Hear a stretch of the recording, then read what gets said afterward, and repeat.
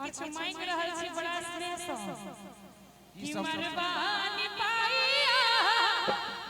दियो चुकाइयो बरुआ के बाबू हे यो बरुआ के बाबू ए लो हम असरा लगाए यो बरुआ के बाबू ए लो हम असरा लगाए यो बरुआ के बाबू मरबानी पाइया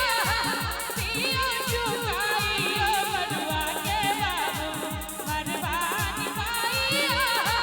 दियो चुकाइयो बरुआ के बाबू ए लो हम असरा लगाए यो बरुआ के बाबू ए लो हम असरा लगाए यो बरुआ के बाबू।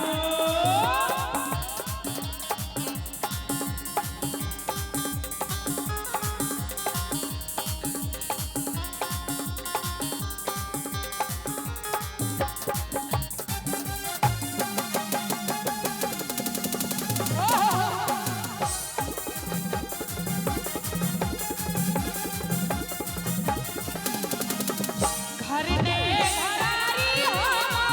ले गई बिदाइयो बरुआ के बाबू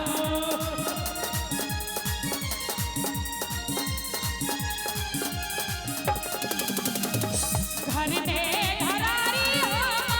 ले गई बिदाइयो बरुआ के बाबू।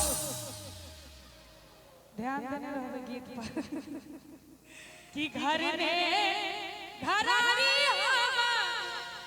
ले गई बिदाइयो बरुआ के बाबू कथी लेबे आ दिया ने कंगना गढ़ाए यो बरुआ के बाबू दिया ने कंगना गढ़ाए यो बरुआ के बाबू।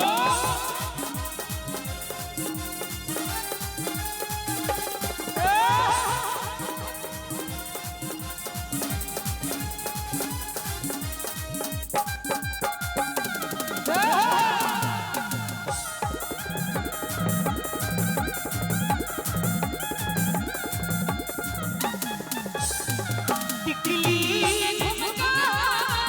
ले गई बिदाइयो बरुआ के बाबू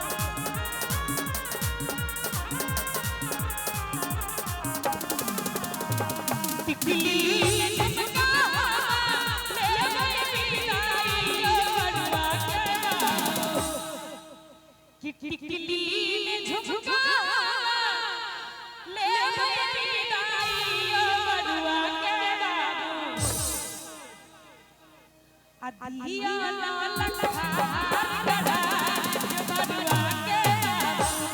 दिया लाल हार गढ़ाए यो बरुआ के बाबू मरबानी पाइया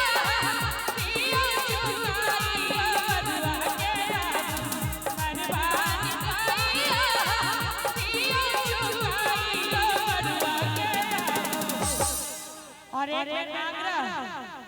एक बार बरुआ के पिताजी के लिए जोरदार ताली बजा दियो सोसो ने देखियो एता सत्संग में भ रहल छै सरकार दूरी बना के रखल कहल ताली बजावा मना नहीं केलकै कनी एक बार हाथ उठा दियो सब गोटे और ताली बजा के हम सबके दिया लाल